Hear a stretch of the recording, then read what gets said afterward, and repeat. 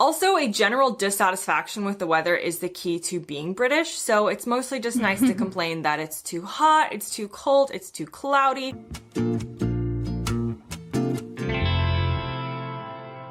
Olá, pessoal! Sejam bem-vindos ao meu canal. Meu nome é Natália, mas você pode me chamar de Nath. Eu adoro reagir e aprender sobre outros países, especialmente aqueles bem diferentes do meu, em termos culturais e econômicos. Então, se você gosta desse tipo de conteúdo, fica à vontade para se inscrever. Vou adorar ter você por aqui.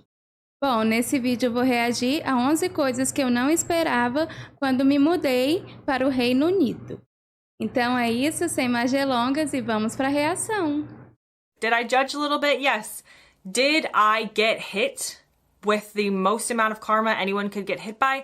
Yes. Hi and welcome back to the Girl Gone London channel. If you're new here, my name is Kaylin. I'm a dual UK and American citizen living in the UK for over 10 years now. And today we're talking about some of the things I really did not expect when I first moved to the UK. Now, you could say I could have done more research, and that's true, but I was a 19-year-old embarking on a study abroad semester in the UK, and when you're 19, you're mostly just shocked by adult life in general and the fact that you're expected to somehow feed yourself, so you'll forgive me for not understanding every aspect of British culture before I moved here. First on my list is just how much British people swear as part of their general day-to-day vocabulary.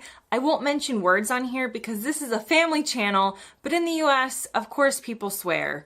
But in general, it's a lot more of like a Puritan-style culture where a well-placed swear word means a lot and holds a ton of weight. In the UK, some people swear through every sentence and it's just part of how they talk.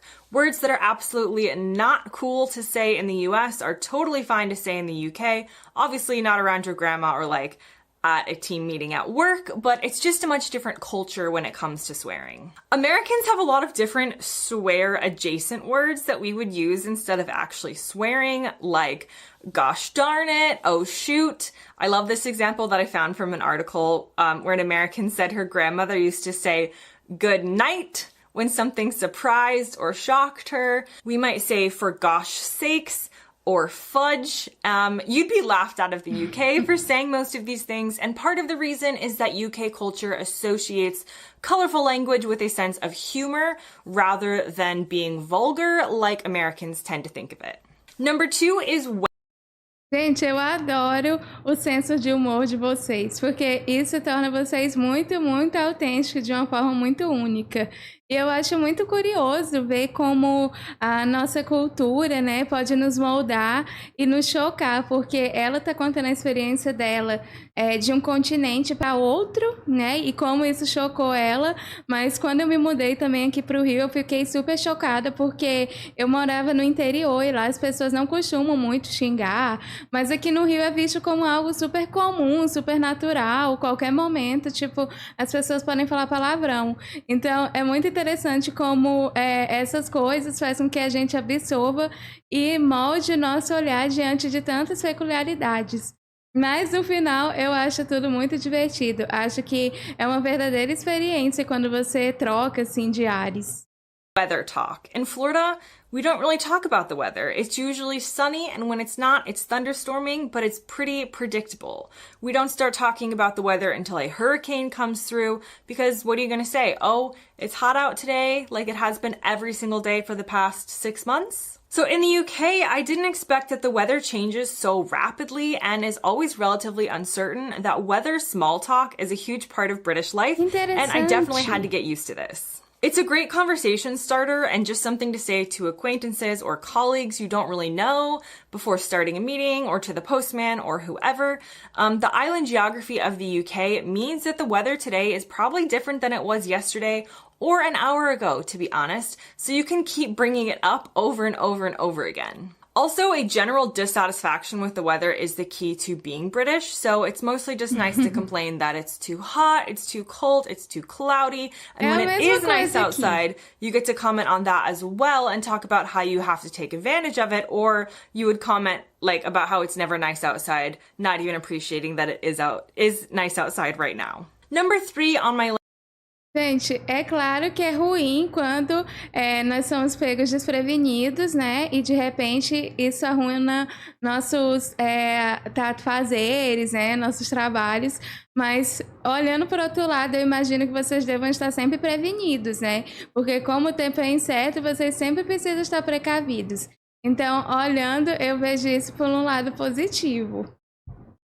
List are that the UK and the US Netflix have different shows. Honestly, I didn't know or expect that streaming services like Netflix would have different shows in the UK and the USA. I had been watching so many shows on US Netflix when I moved to the UK, and I just thought, well, it's Netflix. It's not like it's labeled American Netflix. It's just Netflix, so surely I can continue watching these shows when I move abroad. That was wrong. Some were still on the British version of Netflix that you see when you watch Netflix from within the UK, but others were just on US Netflix, and then suddenly there were shows on the British version of Netflix that I could watch that weren't on in the US.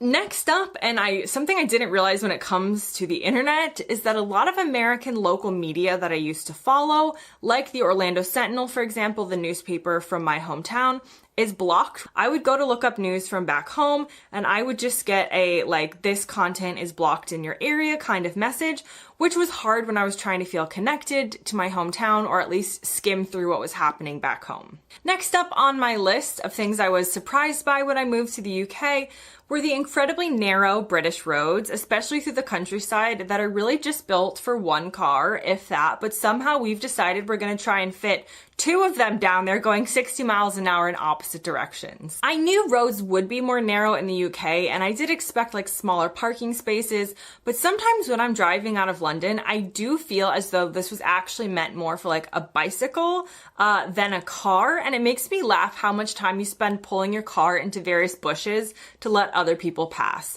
This was an experience I never had in the US, living in Florida, which is mostly purpose-built with wide roads, so this was certainly a new experience for me. Next on Isso realmente é muito curioso, porque a forma como ela fala realmente dá a entender isso, que nos Estados Unidos, enquanto você tem essas ruas realmente construídas para os carros, no interior, né, como ela fala em inglês, já as ruas são mais estreitas, né, as estradas.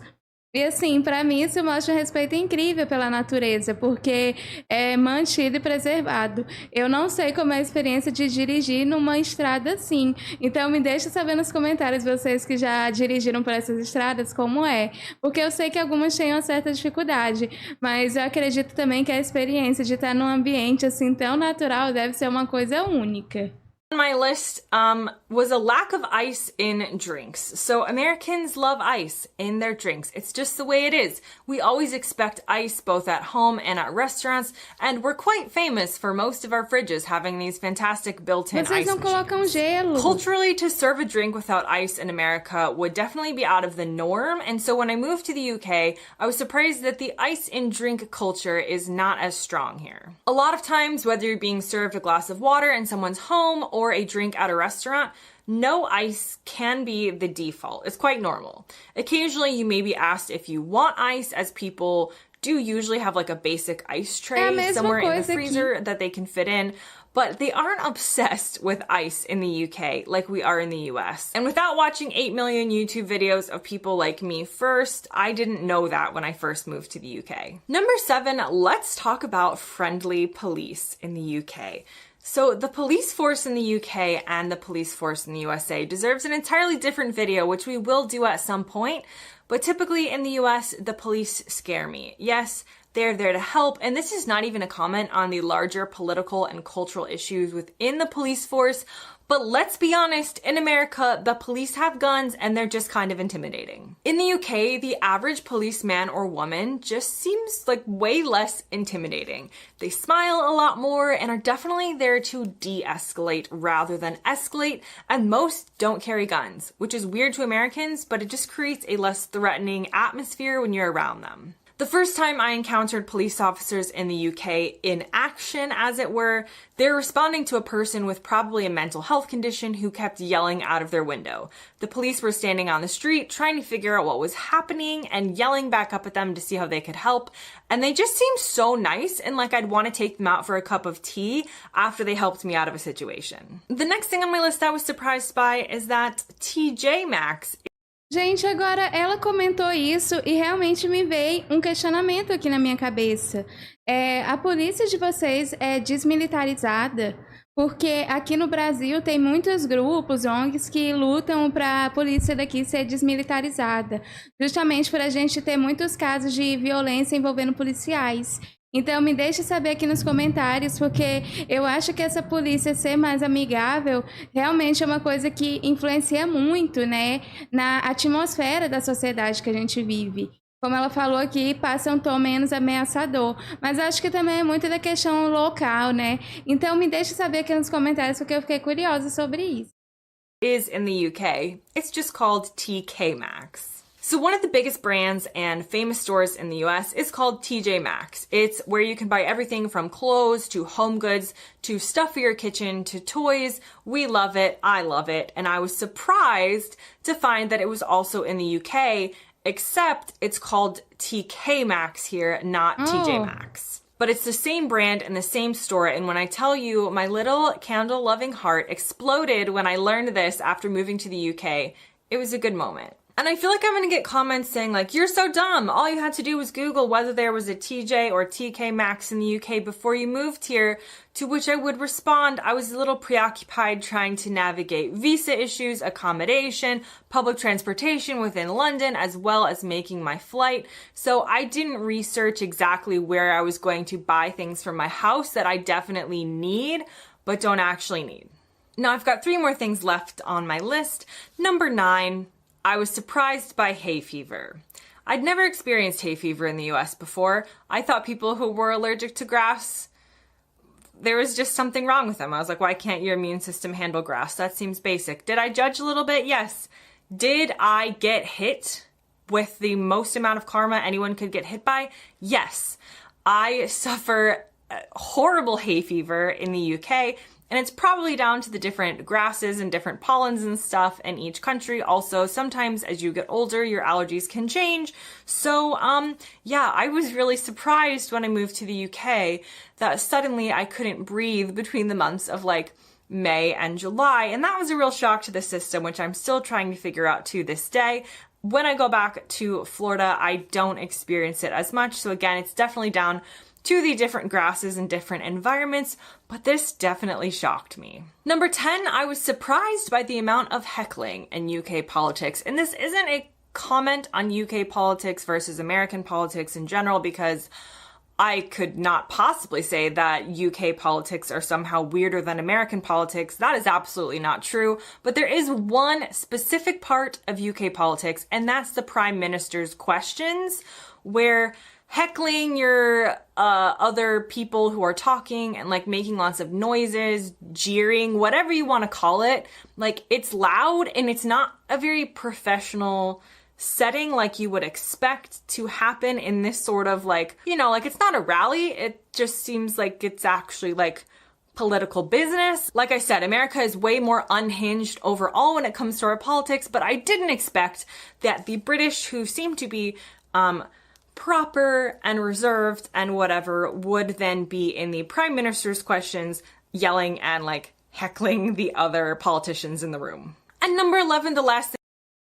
Eu acho isso muito interessante, porque ela fala que não esperava ver isso dos britânicos, mas eu, quando olho para esse aspecto político, envolvendo políticos, independente da cultura, né, eu acho que essa postura de ser um ambiente mais caótico, cheio de energia ali, eu acho que geralmente é uma coisa da política.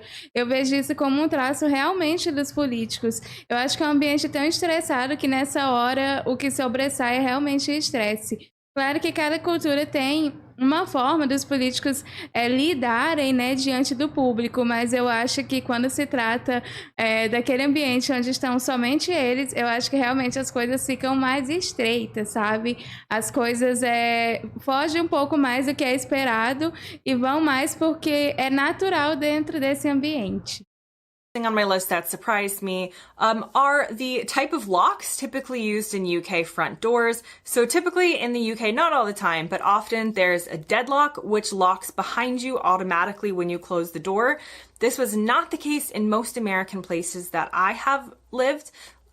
There's a lot of different locks on doors all over in the world, but in my experience, my homes growing up, you would have to actually lock the door behind you. So you wouldn't have to worry about being locked out, but you would need to worry about the safety of making sure you had locked the door. In the UK, I have noticed that a lot of doors do automatically lock behind you, which means that if you go to take the bins out or just go out for a minute into the front, if you aren't careful, you can easily lock yourself out of the house. And this was surprising to me coming from a place where, we didn't have that type of security, so you really had to lock the door yourself, but you wouldn't lock yourself out on accident. Now that brings me to the end of this video. I know I'm gonna get lots of different comments of all different types. Leave them down below. Thanks very much for watching, and I'll see you next time. Gente, eu realmente fico chocada como a cultura de vocês é tão diferente da minha cultura, mas ao mesmo tempo nós temos muitas coincidências. Eu fico realmente feliz quando eu vejo isso, porque admiro muito vocês. E essa questão mesmo da porta, aqui no Rio é assim, quando você tranca a porta, bate, né? Se você estiver do lado de fora, você pode ficar trancado. Então você tem que passar a chave. E quando eu me mudei pra cá, eu não tinha conhecimento sobre isso. E fui jogar o lixo fora e acabei ficando presa. E aí o vizinho teve que me ajudar. Mas realmente eu acho incrível como mesmo com um oceano de distância, a gente compartilha dessas similaridades culturais. Realmente acho fantástico. Acho incrível também a forma como ela mostra as questões diferentes, né, entre os Estados Unidos e entre o Reino Unido.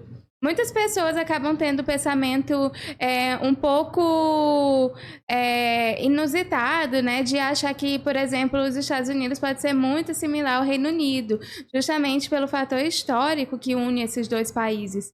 Mas realmente eu vejo que há uma nítida diferença, né? Uma diferença muito nítida entre o comportamento do estadunidense e do britânico. E ela fala muito bem sobre isso aqui. E eu realmente fico encantada descobrindo cada vez mais sobre vocês.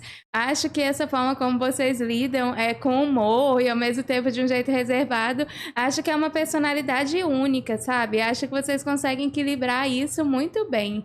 Mas bom, essa foi a minha reação. Eu espero que você tenha gostado desse vídeo. Se você gostou, considere se inscrever. Vou adorar ter você por aqui. E se você já foi inscrito, não esquece de ativar as notificações. Então é isso. Obrigada por assistir esse vídeo. Nos vemos na próxima reação. Tchau!